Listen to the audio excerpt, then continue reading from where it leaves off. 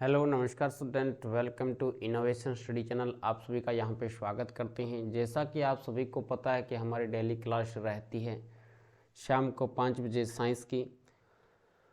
तो इस प्रकार से हमने संजीव और एक्सीलेंट डेस्कवर्क को मैथ में कंप्लीट कर लिया है। साइंस में संजीव डेस्कवर्क हमारी चल रही है। इसमें अपन 6 नंबर मॉडल पेपर आज पढ़ेंगे। 7 और 8 2 मॉडल पेपर और बचे हैं।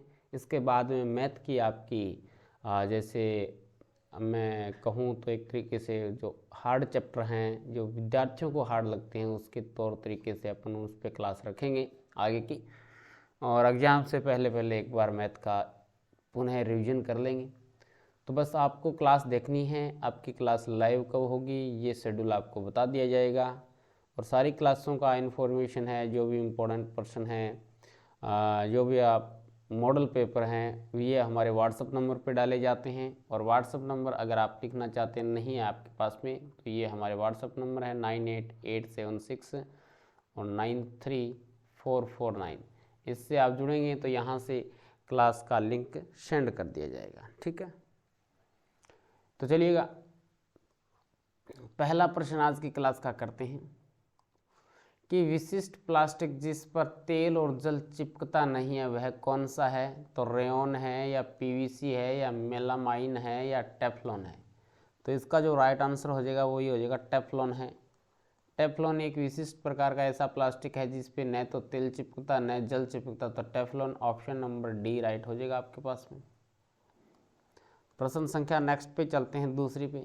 पीसीआरए का संबंध है। पीसीआरए का संबंध है अच्छी शिक्षा से। पहला ऑप्शन है अच्छी शिक्षा से, पेट्रोल डीजल बचाने से, वाहन चलाने से, पेट्रोलियम के परिष्करण से। तो इसका राइट आंसर बताना है। तो पीसीआर का संबंध है वो पेट्रोल डीजल बचाने से है। ऑप्शन नंबर बी आपके पास में राइट हो जाएगा। मोमबत्ती के जलने से उत्पन्न होती है नाइट्रोजन गैस उत्पन्न होती है या हाइड्रोजन होती है या कार्बन डाइऑक्साइड होती है या ऑक्सीजन होती है। जब मोमबत्ती जलती है तो कौन सी गैस उत्पन्न होती है? कार्बन डाइऑक्साइड गैस CO2 प्राप्त होती है। क्या होती है? CO2 प्राप्त होती है। ऑप्शन नंबर बी राइट हो जाएगा। नेक्स्ट प्रश्न पे चलते हैं। मेंढक में बाह्य निषेचन होता है। मेंढक में बाह्य निषेचन होता है, सत्य है या असत्य है? सत्य है तो टी बताना है, असत्य है तो एफ बताना है। तो मेंढक में बाह्य निषेचन होता है, ये बात एकदम राइट है, टी होगा, ट्रू होगा। ऋतुस्राव के रुक जाने से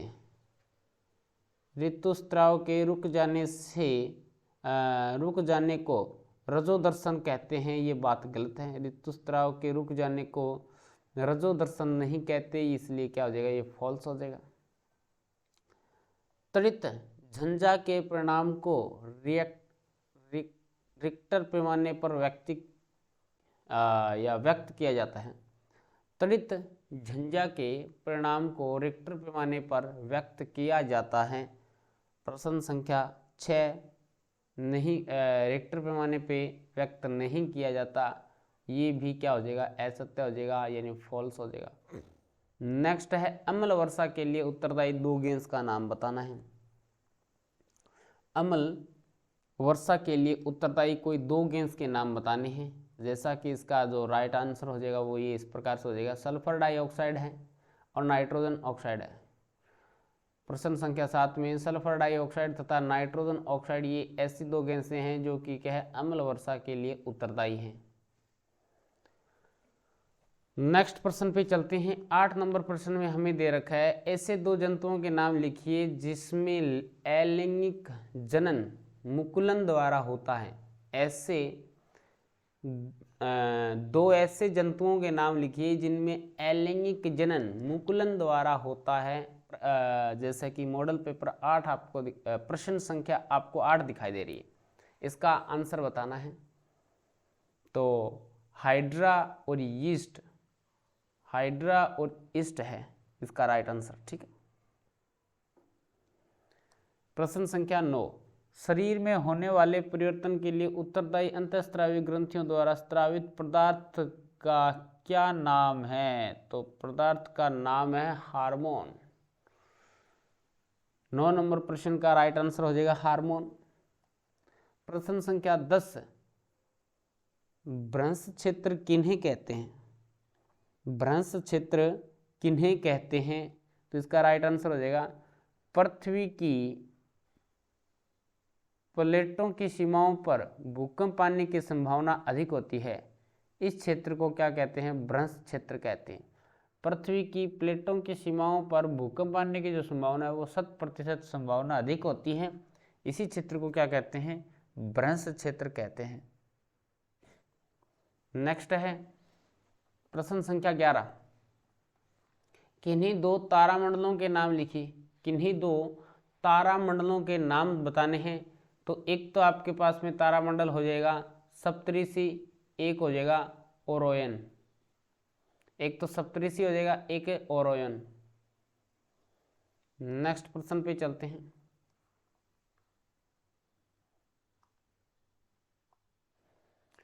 पर्यावरण को स्वस्थ रखने में सूक्ष्म जीव कैसे सहयोग करते हैं? पर्यावरण को स्वस्थ रखने में सूक्ष्म जीव हमें कैसे सहायता करते हैं, सहयोग करते हैं?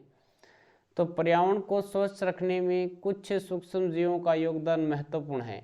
ये सूक्ष्म जीव हमारे द्वारा उत्पादित अपशिष्ट का विघटन करके उसे भूमि में समाहित कर देते हैं।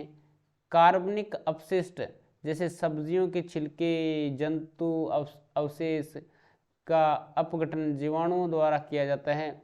ये जीवाणु प्राकृतिक अपमार्जक होते हैं। ये प्राकृतिक अपमार्जक होते हैं जो वातावरण को शुद्ध करने में क्या होते हैं? सहायता करते हैं, सहायक होते हैं। नेक्स्ट प्रश्न है प्रश्न संख्या 13, पॉलिएस्टर रेशे के 4 महत्वपूर्ण गुण लिखिए। पॉलिएस्टर जो रेशा है, पॉलिएस्टर इसको बोलते हैं, पॉलिएस्टर रेशे के 4 महत्वपूर्ण गुण क्या हैं? तो पॉलिएस्टर से बने वस्त्र अत्यधिक टिकाऊ होते हैं जो लंबे समय तक चलते हैं। यानी पॉलिएस्टर के बने, जैसे आम भाषा में हमारे घर में बोलते हैं कि पॉलिएस्टर का कपड़ा है, तो पॉलिएस्टर का कपड़ा है क्या, वो अधिक लंबे समय तक चलता है। ठीक है, अधिक टिकाऊ होता है।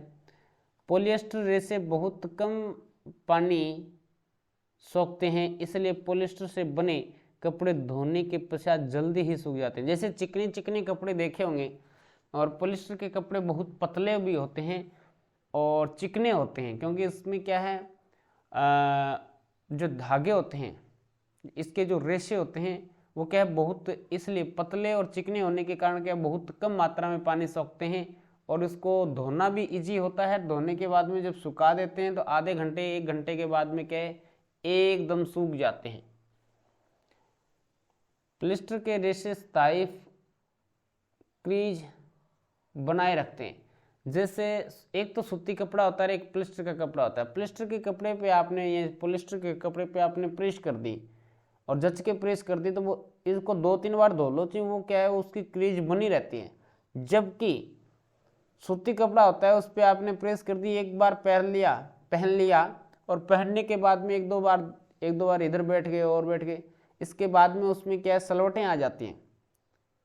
लेकिन पॉलिएस्टर के कपड़े में नहीं आती, जब तक कि उसको धो लिया जाए तो भी उसकी क्रीज बनी रहती है। पॉलिएस्टर रेशे पर कपड़ों में लगने वाले कीड़ों यानी शलभ तथा साधारण रसायनों का कोई असर नहीं होता।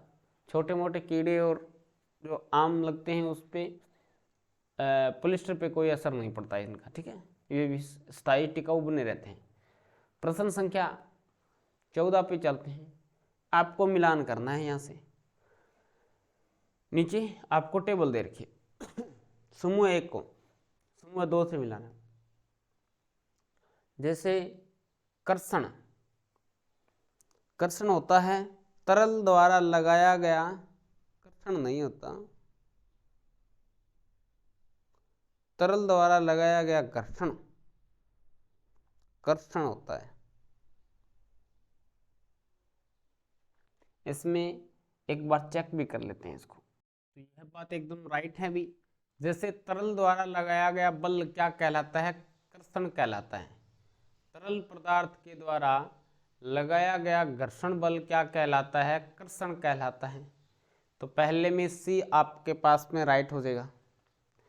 नेक्स्ट पे सेकंड पे चलते हैं, लोटनी घर्षण। लोटनी घर्षण किसे कहते हैं? जैसे लुढ़कती, जैसे आपने सिलेंडर को लुढ़का दिया तो लुढ़कती वस्तु के प्रति उत्पन्न जो घर्षण होता है वो लोटनी घर्षण होता है। एक होता है स्नेहक, एक होता है स्थैतिक घर्षण। तो स्नेहक क्या होता है? घर्षण कम करने वाला पदार्थ क्या होता है? स्नेहक होता है। जैसे बॉल बेरिंग हो गया, बेरिंग जानते हैं आप, जैसे मैंने पिछली क्लास में आपको बताया था। इस प्रकार से गाड़ी में पहियों में जो बेरिंग लगे होते हैं वो क्या होते हैं? घर्षण को कम करते हैं। स्थैतिक घर्षण, जैसे बैग में टायर लगे होते हैं, वो घर्षण को कम करते हैं। स्थैतिक घर्षण क्या हो जाएगा? लास्ट जो बचा है वो स्थैतिक घर्षण हो जाएगा। स्थिर वस्तु को गतिशील करने पर उत्पन्न होता है स्थैतिक घर्षण। जो स्थिर वस्तु है, एकदम खड़ी वस्तु है, उसको गति देंगे तो वहां पे क्या होगा? स्थैतिक घर्षण उत्पन्न होगा। इस हिसाब से चलते हैं प्रश्न संख्या 15 पे। सत्य और असत्य पे आपको टिक करना है। कागज के पुनः चक्रण को वनोन्मूलन को कम किया जा सकता है। कागज के पुनः चक्रण से वनोन्मूलन को कम किया जा सकता है। यानी कागज के पुनः चक्रण का मतलब क्या होता है? कागज को गला के वापस कागज बनाया जा सकता है। जैसे ये कॉपियां रफ रजिस्टर अपन बेचते हैं, पुरानी किताबें कबाड़िए को, तो वहां से ये कागज को पुनः गलाकर कागज बनाकर जो वनों का उन्मूलन हो रहा है, दिनों दिन क्या है, वन घटते जा रहे हैं, पेड़ पौधे कटते जा रहे हैं, उनको बचाया जा सकता है। ये बात सत्य है या असत्य, ये आपको बताना है। तो ये एकदम 100% सही है, ये एकदम सत्य है। पेड़ों से ही कॉपियाँ कापी किताबें बनती है भी हमें, इसीलिए तो बोला जाता है। तो एक तो ऑक्सीजन देते हैं पेड़, एक आपको लिखने के लिए कॉपी, पढ़ने के लिए किताब, ये भी उपलब्ध पेड़ ही कराते हैं। घरेलू चूल्हा एक संकटापत्र प्रजाति है, और सॉरी, घरेलू चूहा एक संकटापत्र प्रजाति है। तो घरेलू चूहा एक संकटापत्र प्रजाति है नहीं, ये बहुत ज्यादा है, ये क्यों कम होंगे? ये तो बात है सत्य है। संकटापत्र क्यों है? बहुत ज्यादा है। इससे तो छुटकारा पाना भी महाभारत हो जाता है, कई बार इतने हो जाते हैं घरों में। अब देखिएगा नेक्स्ट है, सफेद हाथी विश्व में बहुतायत में पाया जाता है। सफेद हाथी विश्व में बहुतायत में पाया जाता है, बहुतायत में नहीं पाया जाता। सफेद हाथी बहुत कम मात्रा में है, इसलिए ये बात भी असत्य रहेगी, गलत रहेगी। ऐसे पक्षी जो उड़कर सुदूर क्षेत्रों तक लंबी यात्रा करते हैं प्रवासी पक्षी कहलाते हैं। हाँ, ये बात सही है। प्रवासी पक्षी साइबेरियन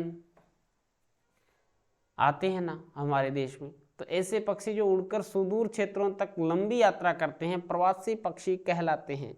हाँ, ये बात सही है, दूर तक जाते हैं, दूर के एरिया में चले जाते हैं। जैसे हमारे भारत में गर्मी का मौसम, जैसे हमारे राजस्थान में बात करूँ मैं, गर्मी का मौसम होता है, तो यहाँ से कुछ एक पक्षी होते हैं वो उड़कर ठंड की तरफ चले जाते हैं, या जो जिनको ठंड ज़्यादा लगती है वो गर्मी यहाँ पे आ जाते हैं। इस प्रकार से पक्षी भी अपना स्थान चेंज करते रहते हैं। ठीक है, नेक्स्ट, प्रोकैरियोटिक कोशिका तथा यूकैरियोटिक कोशिका क्या है? प्रोकैरियोटिक कोशिका और यूकैरियोटिक कोशिका क्या है, इसके बारे में आपको बताना है। तो प्रश्न संख्या 16, प्रोकैरियोटिक कोशिका, इस तरह की कोशिका में केंद्रक सुसंगठित नहीं होता तथा केंद्रक झिल्ली भी अनुपस्थित रहती है, इसमें नहीं होती। इसमें कोशिकांग झिल्ली द्वारा परिबद्ध नहीं होता। उदाहरण, जीवाणु, नीले हरे शैवाल। ऐसी कोशिकाओं वाले जीवों को प्रोकैरियोटिक कहते हैं। यूकैरियोटिक कोशिका, इसमें झिल्ली युक्त सुसंगठित केंद्रक पाया जाता है। तथा इसके कोशिकांग झिल्ली द्वारा परिबद्ध होते हैं, जैसे प्याज की झिल्ली एवं गाल कपोल में यूकेरियोटिक कोशिका पाई जाती हैं। ऐसी कोशिकाओं वाले जीवाणुओं को यूकेरियोट्स कहते हैं। ऐसी कोशिकाओं वाले जीवाणुओं को यूकेरियोटिक कहते हैं। नेक्स्ट पे चलते हैं। प्रश्न संख्या 17 आपके सामने आ जाती है। प्रकृति में विद्यमान कुछ मूल बलों को संक्षेप में समझाइए। प्रकृति में कौन कौन से बल विद्यमान हैं इनके बारे में बताना है। जैसे गुरुत्वाकर्षण बल है। गुरुत्वाकर्षण बल क्या है? द्रव्यमान रखने वाली किन्हीं दो वस्तुओं के बीच लगने वाला बल गुरुत्वाकर्षण बल होता है। द्रव्यमान रखने वाली किन्हीं दो वस्तुओं के बीच में लगने वाला बल गुरुत्वाकर्षण बल होता है, जो क्या है? धरती की तरफ खींचता है, सभी वस्तुओं को धरती की तरफ आकर्षित करता है। वैद्युत बल, दो आवेशित वस्तुओं के बीच में लगने वाला बल कौन सा होता है? वैद्युत बल होता है। चुंबकीय बल होता है कौन सा? दो चुंबकीय ध्रुवों के बीच अथवा चुंबकीय ध्रुव अथवा किसी चुंबकीय पदार्थों के बीच में लगने वाला बल चुंबकीय बल कहलाता है। घर्षण बल, दो सतहों के बीच गति का विरोध करने वाला बल घर्षण बल कहलाता है। जैसे आप गाड़ी चला रहे हैं, धक्का दे के गाड़ी चला रहे हैं, धक्का आपने छोड़ दिया है तो गाड़ी कुछ टाइम के बाद में रुक जाएगी। ये जो बल है वो घर्षण बल है। यानी गाड़ी के टायरों और धरती की सतह के बीच में जो बल लगता है वो क्या होता है? घर्षण बल लगता है। नेक्स्ट पे चलते हैं। प्रश्न संख्या 18 आ जाती है आपके सामने। इसमें प्रश्न संख्या 18 है, पेट्रोलियम संरक्षण अनुसंधान समिति पीसीआर द्वारा, ये भी प्रश्न सबसे पहले आ गया था, द्वारा पेट्रोल डीजल बचत के लिए दिए गए सुझावों को लिखिए कि पेट्रोल और डीजल की बचत कैसे कर सकते हैं। इसके कुछ एक सुझाव दिए गए हैं, वो बताने हैं आपको। तो देखिएगा, पीसीआरए का पूरा नाम पेट्रोलियम संरक्षण अनुसंधान समिति है। इसके द्वारा पेट्रोल डीजल बचाने के निम्न सुझाव दिए गए हैं। पहला सुझाव इसमें यह है, जहां तक संभव हो गाड़ी समान और मध्यम गति से चलाएं। यातायात लाइटों अथवा जहां आपको प्रतीक्षा करनी हो गाड़ी का इंजन बंद कर देना चाहिए। यही है, जहां तक संभव हो गाड़ी समान और मध्यम गति से चलाएं। एक तो होता है बहुत ज़्यादा स्पीड में गाड़ी चलाते हैं तो वो एवरेज कम देती है, तो लगभग जहाँ समान स्पीड में चलाएं और एक मध्यम गति से चलाएं। यातायात लाइटों अथवा जहां आपको प्रतीक्षा करनी हो कि आपको वेट करना है 15-20 मिनट का किसी का, तो वहां पे गाड़ी को बंद कर देना चाहिए। टायरों का दाब सही रखना चाहिए, टायरों का बैलेंस है वो एकदम सही रखना चाहिए। गाड़ी का नियमित रख रखाव सुनिश्चित करना चाहिए ताकि गाड़ी की एवरेज बनी रहे। अब चलते हैं अपन नेक्स्ट प्रश्न की तरफ। प्रश्न संख्या 19, इसमें बोला गया है, निम्नलिखित की व्याख्या करें। एक तो सर्वय तरंग, एक प्रासर्वय तरंग। सर्वय तरंग जिसको अपन सुन सकते हैं, प्रासर्वय तरंग वे होती हैं जिनको अपन नहीं सुन सकते, इसकी आवृत्ति बहुत ज़्यादा होती है। तो इसके बारे में देख लेते हैं क्या है। जैसे कि सर्वय तरंगें, जिन तरंगों से उत्पन्न ध्वनि को मनुष्य द्वारा सुना जा सकता है उसे सर्वय तरंगें कहते हैं। इसकी आवृत्ति 20 हर्ट्ज से लेके 20,000 हर्ट्ज तक होती है। इनको क्या कहते हैं? सर्वय तरंगें कहते हैं। आवृत्ति को किस में मापा जाता है? हर्ट्ज में मापा जाता है। प्रश्न ऐसे भी बन सकता है कि आवृत्ति को किस में मापा जाता है? तो हर्ट्ज में। प्रासर्वय तरंगें, इन तरंगों की आवृत्ति 20,000 हर्ट्ज से अधिक होती हैं।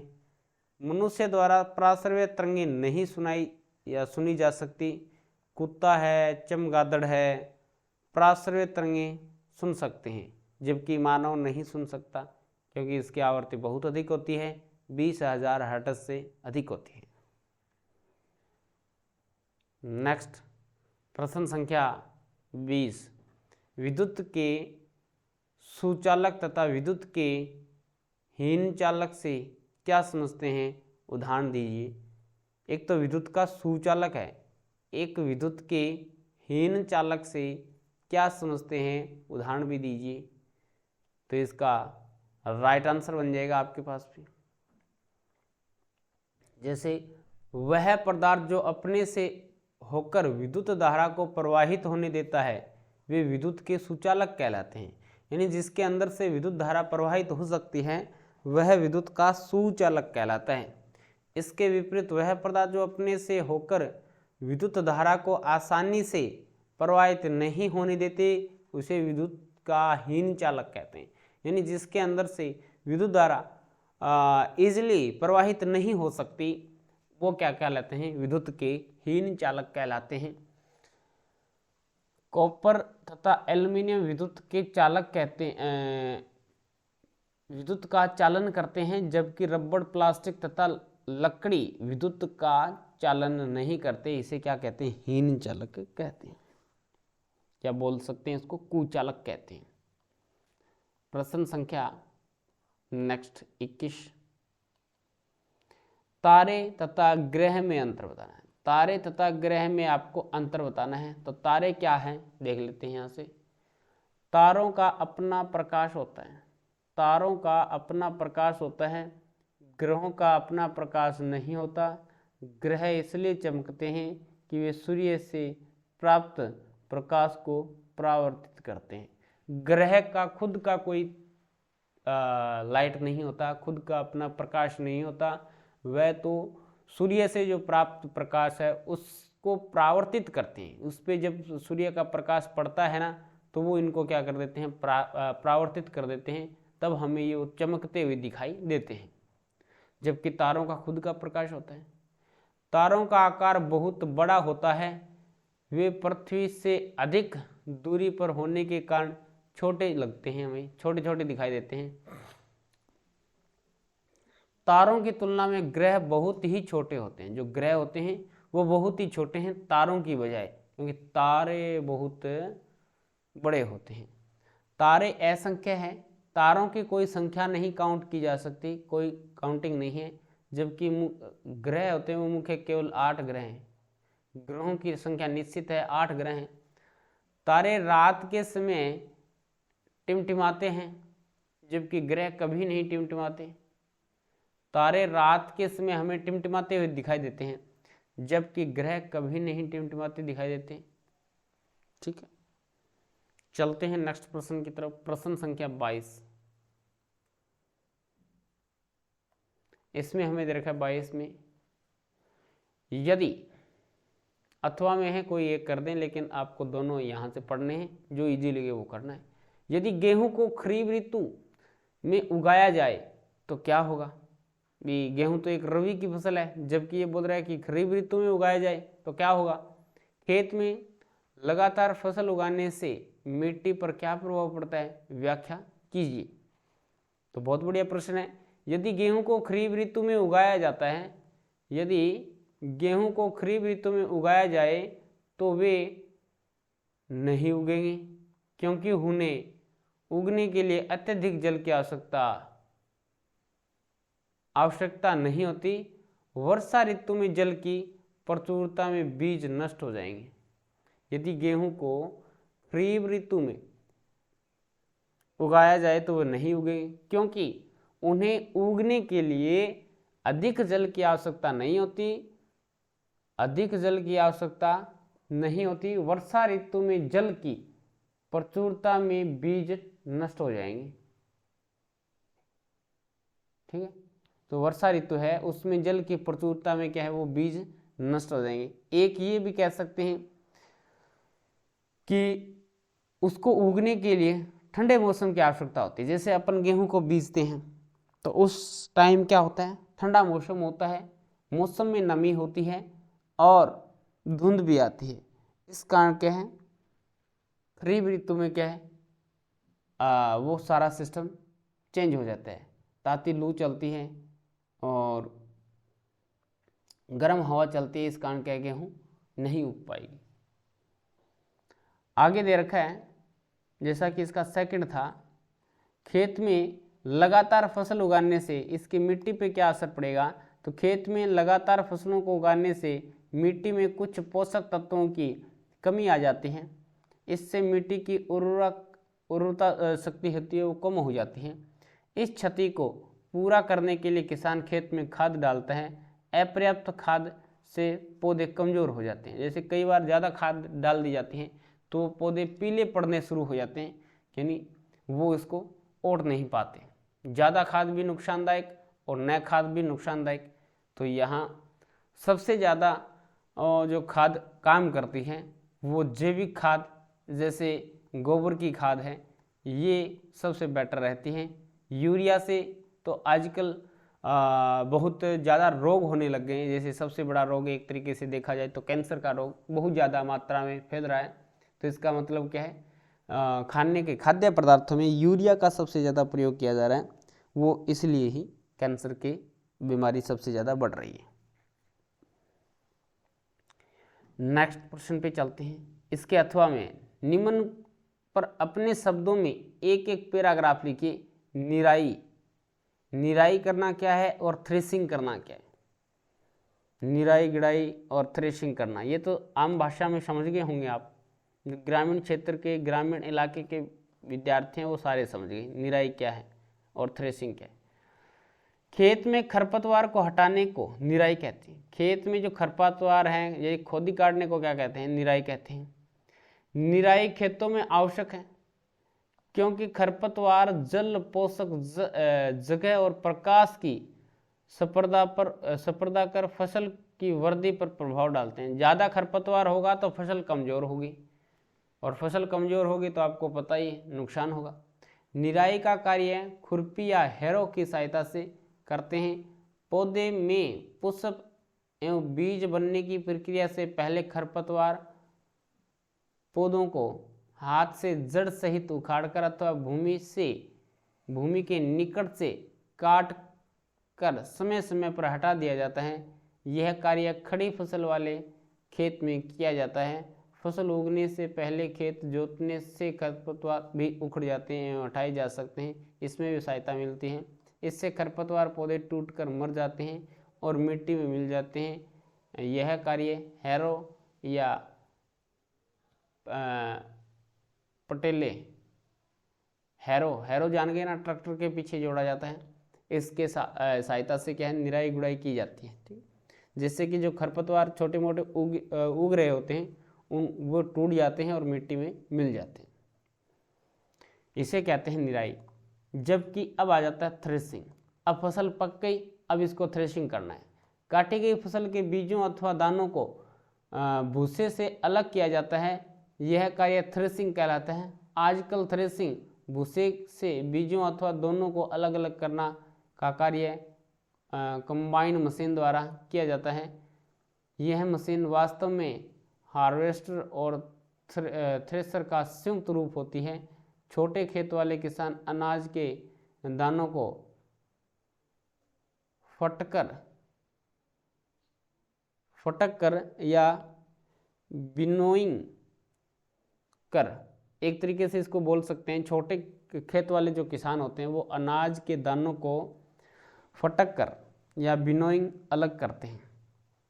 यानी जिसके खेत बड़ा होता है, फसल ज़्यादा होती है, वो थ्रेसिंग करता है या कंबाइन करता है। कंबाइन से बीजों को अलग निकाल लेता है और भूसे को अलग कर देता है। जबकि छोटे खेत वाले हैं या उसके जो बहुत कम मात्रा में फसल है, वो इसको जैसे करते हैं ना, जैसे फसल को काट लिया, फिर इसको क्या करते हैं, लठों से पीट कर उसको क्या कर देते हैं, निकाल लेते हैं, अलग कर लेते हैं, बीजों को अलग कर लेते हैं और भूसे को अलग कर देते हैं। नेक्स्ट प्रश्न पे चलते हैं। प्रश्न संख्या आपके पास आ जाती है 23। क्या अधातुओं के ऑक्साइड अम्लीय प्रकृति के होते हैं? एक प्रयोग द्वारा समझाइए। क्या धातुओं के ऑक्साइड अम्लीय प्रकृति के होते हैं? एक प्रयोग द्वारा आपको समझाना है। तो देखते हैं धातुओं के ऑक्साइड अम्लीय प्रकृति के होते हैं क्या। अधातुओं के ऑक्साइड सामान्यतः अम्लीय प्रकृति के होते हैं। इसे हम निम्न प्रयोग द्वारा समझ सकते हैं। प्रयोग एक, उदहन चम्मच में थोड़ा सा सल्फर लेकर उसे गर्म करते हैं, जैसा कि या जैसे ही सल्फर जलना प्रारंभ करे इसे कांच के लिए या कांच के एक गिलास में ले जाते हैं तथा गिलास को ढक्कन से बंद कर देते हैं। गिलास में थोड़ा सा जल डालते हैं तथा उसे तुरंत बंद करके हिलाते हैं। सल्फर व ऑक्सीजन की क्रिया से बनने वाला पदार्थ सल्फर डाइऑक्साइड है तथा यह जल में विलय होकर सल्फ्यूरस अम्ल बनाता है। सल्फ्यूरस अम्ल नीले जो लिटमस पत्र होते हैं उसको लाल कर देता है। इससे निष्कर्ष निकलता है कि सामान्यतः अधातुओं के ऑक्साइड अम्लीय प्रकृति के होते हैं। अम्ल क्या करता है? नीले लिटमस पत्र को लाल कर देता है। इसलिए जो सामान्यतः अधातुओं के ऑक्साइड होते हैं वो क्या होते हैं? अम्लीय प्रकृति के होते हैं। नेक्स्ट प्रश्न है, निम्नलिखित के लिए कारण दीजिए। या तो ऊपर वाला करें या नीचे वाला करें। कॉपर जिंक को उसके लवण के विलयन से विस्थापित नहीं कर सकता। कॉपर जिंक को उसके लवण के विलयन से विस्थापित नहीं कर सकता। प्रश्न संख्या इसके अथवा वाला है। कॉपर है वो जिंक को उसके लवण के विलयन से विस्थापित नहीं कर सकता क्योंकि कॉपर जिंक से कम अभिक्रियाशील होता है, कम शक्तिशाली है, कम अभिक्रियाशील है, इसलिए नहीं कर सकता। नेक्स्ट प्रश्न है, सोडियम और पोटेशियम को मिट्टी के तेल में रखा जाता है। सोडियम और पोटेशियम को मिट्टी के तेल में रखा जाता है क्योंकि ये हवा के साथ में आने से आग पकड़ लेते हैं। सोडियम तथा पोटेशियम बहुत अभिक्रियाशील होते हैं। ये ऑक्सीजन और जल के साथ अत्यंत तीव्र अभिक्रिया करते हैं तथा ऊष्मा उत्पन्न करते हैं। यही कारण है कि इसे मिट्टी के तेल में संचित रखा जाता है, मिट्टी के तेल में डुबोकर रखा जाता है। नेक्स्ट प्रश्न आ जाता है प्रश्न संख्या 24। नेत्र की समझन क्षमता व दृष्टि प्रास क्या है, समझाइए। तो नेत्र की समझन क्षमता, नेत्र लेंस की फोकस दूरी उससे संबंध मांसपेशियों द्वारा आसानी से बदली जाती है। मांसपेशियों द्वारा लेंस की फोकस की दूरी को इस प्रकार बदलने की प्रक्रिया को नेत्र लेंस की समझन क्षमता कहते हैं। यानी नेत्र लेंस की फोकस दूरी उससे संबंध मांसपेशियों द्वारा आसानी से बदली जाती है। मांसपेशियों द्वारा लेंस की फोकस की दूरी को इस प्रकार बदलने की प्रक्रिया को नेत्र की समझन क्षमता कहते हैं। अब आ जाता है दृष्टिप्रास। नेक्स्ट दे रखा है दृष्टिप्रास, इसके अंदर ही है ना। हाँ, दृष्टिप्रास क्या है? एक मानव की स्वस्थ आंख के लिए निकटतम दृष्टि सीमा 25 सेमी, 25 सेमी है, 2.5 नहीं है, 25 सेमी, ठीक है, याद रखना, 25 सेंटीमीटर है। इससे दूर अन्यत्र पर होता है और निकटतम तथा दूर बिंदु के बीच की दूरी की दृष्टिप्रास कहलाती है। देखो, जब एक स्वस्थ व्यक्ति होता है, एक स्वस्थ आंख होती है, जैसे आंख यहाँ पे है, ठीक है, आंख यहाँ पे है, इज दैट क्लियर? समझ में आया सभी? और अपन किताब को यहाँ से पढ़ रहे हैं, तो आंख और किताब के मध्य कम से कम जो दूरी होनी चाहिए वो ये दूरी कितनी होनी चाहिए? 25 सेंटीमीटर की होनी चाहिए। अनंत कहीं पे भी ले जा सकते हैं, लेकिन कम से कम जो दूरी होनी चाहिए, निकटतम दूरी 25 सेंटीमीटर। 25 सेंटीमीटर से कम 25 सेंटीमीटर से कम, कई विद्यार्थी क्या होते हैं, बहुत एकदम किताब के और आंखों के बीच की दूरी बहुत कम कर देते हैं, तो वहाँ से क्या होता है, आंखों पे असर पड़ता है, आंखों की रोशनी पे असर पड़ता है। तो हमें कम से कम क्या है, 25 सेंटीमीटर तो दूर रखना चाहिए किताब को पढ़ते समय। निकटतम तथा दूर बिंदु के बीच की दूरी ही दृष्टिप्रास कहलाती है। अब इसका व्यय देखते हैं। सड़क पर चलते समय आपके द्वारा अपनाई जाने वाली 2 सावधानियां बतानी है आपको। कैसे चलते हैं सड़क पे, आप बताइए। सड़क पर चलते समय हमेशा बाईं ओर चलना चाहिए, बाईं ओर चलना चाहिए हमारी। जैसे जिस साइड में शर्ट के जेब होती है ना, उस साइड बाईं तरफ चलना चाहिए। सड़क पर लगे यातायात चिन्हों से निर्देशानुसार चलना चाहिए, जैसे रेड बत्ती आ गई तो रुकना है, या क्रॉसिंग आ गया, इस प्रकार से सड़क के जो जितने भी नियम हैं, जितने भी उस पर संकेत दे रखे हैं, उसके हिसाब से हमें चलना चाहिए। नेक्स्ट प्रश्न, मानव में दृष्टि दोष कैसे उत्पन्न होता है, उसका निवारण कैसे करते हैं, बताइए। दृष्टि दोष किस प्रकार से होता है मानव में, इसका निवारण भी आपको ही करना है। दृष्टि दोष, आयु के साथ साथ अन्य कारणों से मनुष्य की आंखों की दृष्टि दोष उत्पन्न हो जाता है आंखों में। जैसे कुछ मनुष्य पास रखी वस्तुओं को स्पष्ट रूप से देख सकते हैं, परंतु दूर की वस्तु को स्पष्ट नहीं देख सकते, यह निकट दृष्टि दोष कहलाता है। यानी दूर की वस्तु को साफ नहीं देख सकते, इसका उल्टा हो जाएगा, यह निकट दृष्टि दोष कहलाता है। जबकि कुछ मनुष्य है वो निकट रखी वस्तु को स्पष्ट नहीं देख पाते, किंतु दूर रखी वस्तु को स्पष्ट देख सकते हैं, इसे क्या कहते हैं, दूर दृष्टि दोष। यानी दूर की वस्तु को साफ देख पाते हैं, इसका मतलब क्या है, वो क्या है, इसके दूर दृष्टि दोष होता है। उचित संशोधक लेंसों का उपयोग करके इन दोषों को दूर किया जा सकता है डॉक्टर की सहायता से, ठीक है, डॉक्टर की सहायता से। नेक्स्ट है, सड़क पार करते समय किस बात का ध्यान रखना चाहिए। सड़क पार करते समय सदा जेब्रा क्रॉसिंग का उपयोग करना चाहिए। जैसे उस पे जो व्हाइट कलर की ऐसे ऐसे ऐसे ऐसे ऐसे होती है ना, पट्टियां होती है, वो जेब्रा क्रॉसिंग होता है। जेब्रा क्रॉसिंग का सबसे पहले हमें प्रयोग करना चाहिए। पहले दाएं तथा फिर बाएं तरफ सड़क को पार करनी चाहिए देखकर, ठीक है। पहले दाएं तरफ देखेंगे, फिर आप बाएं तरफ से देखेंगे, दाएं तरफ देखेंगे, बाएं तरफ देखेंगे, फिर आप रोड को क्रॉस करेंगे। भाग के कभी रोड को क्रॉस नहीं करना चाहिए। नेक्स्ट है प्रश्न संख्या 25, लास्ट प्रश्न है, ओजोन अवक्षय से आप क्या समझते हैं, इसके हानिकारक प्रभाव क्या होते हैं। ओजोन में अवक्षय हो रहा है, छेद हो रहे हैं ओजोन परत में, इससे सूर्य की जो पराबैंगनी किरणें हैं पृथ्वी तक पहुंचती है और त्वचा में कैंसर उत्पन्न करती है। तो देखिए पढ़ते हैं, हमारा पृथ्वी के चारों ओर का वायुमंडल ओजोन नामक गैस की मोटी परत से ढका हुआ है। ओजोन की परत सूर्य के प्रकाश से पराबैंगनी किरणों को पृथ्वी तक आने में रोकती है। ये किरणें हमारे स्वास्थ्य के लिए अत्यंत हानिकारक होती हैं।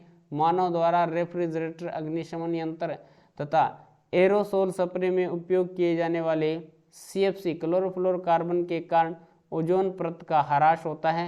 इसे ओजोन का अवक्षय कहते हैं। ओजोन के अवक्षय से पराबैंगनी किरण अधिक मात्रा में पृथ्वी तक पहुंचती है तथा त्वचा में कैंसर उत्पन्न हो जाती है। ज़्यादा धूप होने से या ज़्यादा धूप में चलने से, ज़्यादा धूप में रहने से क्या हो सकता है, त्वचा में कैंसर उत्पन्न हो जाती है। पराबैंगनी किरणें हानिकारक किरणें होती हैं। नेक्स्ट है, इसमें अपने विद्यालय परिसर को स्वस्थ रखने के लिए कोई 2 उपाय आपको बताने हैं। तो क्या करेंगे, विद्यालय में बने शौचालय और मूत्रालय की नियमित सफाई होनी चाहिए ताकि वो बदबू न मारे। विद्यालय परिसर में कहीं पे भी थूकना, गंदगी बिखेरना आदि का पूरा ध्यान रखना चाहिए कि पूरी रोक लगा देनी चाहिए। जैसे क्लासों में कुरकुरे, चिप्स, आजकल बहुत सिस्टम है, हाफ टाइम में, इंटरवल में विद्यार्थी लेके आते हैं और वो अपनी क्लासरूम के मेज के नीचे ही डाल देते हैं, फिर कहते हैं हमने नहीं डाला, हमने नहीं डाला, रफ पेज पाड़ के वहीं पे गिर देते हैं। तो इस प्रकार की जो अव्यवस्था है उस पर हमें कंट्रोल करना चाहिए। नेक्स्ट प्रश्न पे चलते हैं। नेक्स्ट प्रश्न इसके अथवा वाला प्रश्न भी दे रखा है। तो वायु प्रदूषण की रोकथाम के लिए मुख्य निवारण विधियां क्या है, कोई चार वायु प्रदूषण को रोकने के लिए देखते हैं। वायु प्रदूषण को रोकना है आपको, तो वायु प्रदूषण रोकथाम की प्रमुख विधियां हैं, बेहतर चूल्हे ताकि दहन पूर्ण हो तथा अपेक्षाकृत कम हानिकारक जल वाष्प तथा कम कार्बन डाइऑक्साइड का निर्माण हो, वैकल्पिक ईंधन सौर ऊर्जा तथा जल ऊर्जा का उपयोग हो, सड़कों तथा घरों के आसपास अधिक पेड़ लगाए जाएं, वन महोत्सव को सार्थक बनाएं, नवीनीकरण ऊर्जा स्रोतों का उपयोग किया जाए, जैसे शीशा रहित पेट्रोल, CNG आदि का उपयोग, ठीक है। नेक्स्ट है, स्वच्छता रखने से क्या लाभ है, संक्षेप में लिखिए। घरों के आसपास, सड़कों, नालियों, पोखरों तथा जल स्रोतों आदि में स्वच्छता रखने से सारा वातावरण स्वस्थ रहता है। इससे रोगाणु नहीं पनपते, अनेक संक्रामक रोग नहीं फैलते, जल और वायु में शुद्धता रहती है, जल और वायु में शुद्धता रहती है। तो इस प्रकार से हमने ये आपका 6वां मॉडल पेपर कंप्लीट कर लिया है। क्लास कैसी लगी कमेंट करके जरूर बताएं, अच्छी लगी है तो लाइक और शेयर जरूर कीजिएगा। चलिएगा, आज की क्लास में इतना ही, नेक्स्ट क्लास में मिलते हैं कुछ नए के साथ। जय हिंद, जय भारत।